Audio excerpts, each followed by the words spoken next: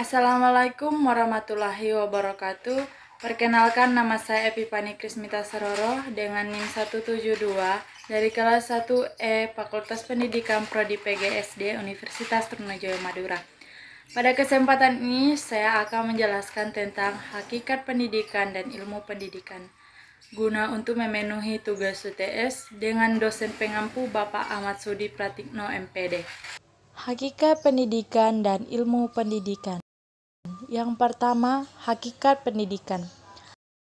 Hakikat pendidikan adalah usaha sadar dan terencana untuk mewujudkan suasana belajar dan proses pembelajaran agar siswa secara aktif mengembangkan potensi dirinya untuk memiliki kekuatan spiritual keagamaan, pengendalian diri, keterampilan kecerdasan, akhlak mulia, serta keterampilan yang diperlukan dirinya, masyarakat, bangsa, dan negara, dapat kita lihat dalam Undang-Undang Republik Indonesia Nomor 20 Tahun 2003 Pasal 1 Ayat 1. Hakikat menurut perspektif John Dewey dan menurut pakar pendidikan. Yang pertama, hakikat pendidikan dalam perspektif John Dewey. Pendidikan pada hakikatnya merupakan suatu proses penggalian dan pengolahan pengalaman secara terus-menerus. Inti pendidikan tidak terletak keindahan yang abadi, melainkan dalam suasana untuk terus-menerus menyusun kembali dan menata ulang pengalaman hidup subjek sendiri. Hakikat pendidikan menurut pakar pendidikan dapat diberikan menjadi dua versi terkait hakikat pendidikan. Yang pertama, versi Barat dan versi Islam. Menurut versi Barat, suatu aktivitas manusia untuk meningkatkan kepribadian dan dengan jalan membina potensi-potensi kepribadian yaitu rohani yang menyangkut pikiran, karsa, rasa, cipta, dan hati nurani, dan jasmani yang menyangkut pasca indera dan keterampilan-keterampilan. Kedua, versi Islam.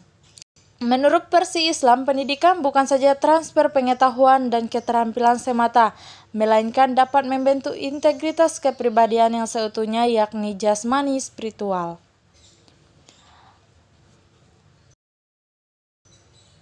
Kedua, ilmu pendidikan. Pengertian ilmu pendidikan. Istilah ilmu pendidikan sering disebut sebagai terjemahan dalam bahasa Yunani pedagogus, yang berarti pemuda yang bertugas untuk mengantar anak ke sekolah serta menjaga agar ia bertingkah laku susila dan disiplin. Carter V.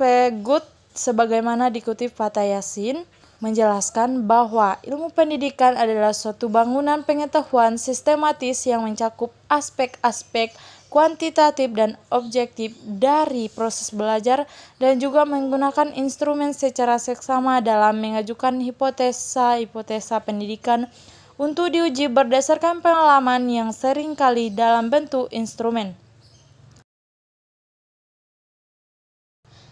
Tujuan ilmu pendidikan terbagi menjadi dua. Yang pertama, tujuan umum dan tujuan khusus.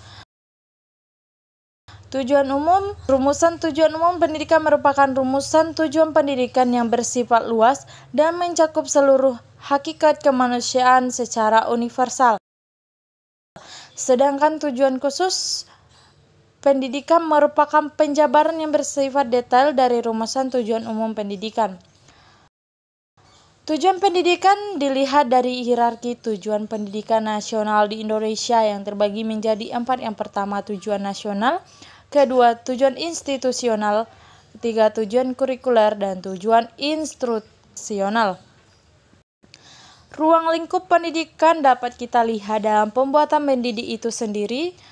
Sebagaimana peserta didik dapat dilihat dari dasar dan tujuan pendidikan, pendidik dengan materi pendidikan dan metode pendidikan, evaluasi pendidikan, serta alat-alat pendidikan dalam lingkungan pendidikan.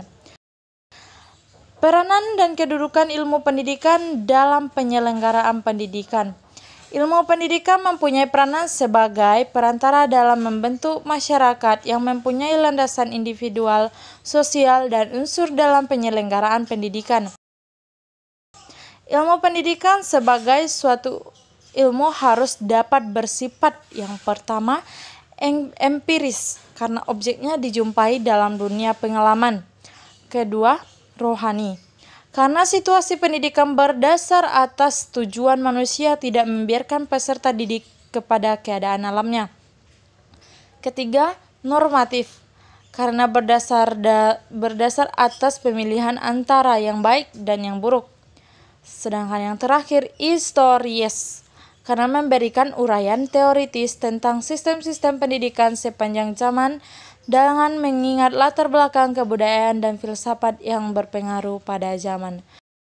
Sekian dan terima kasih.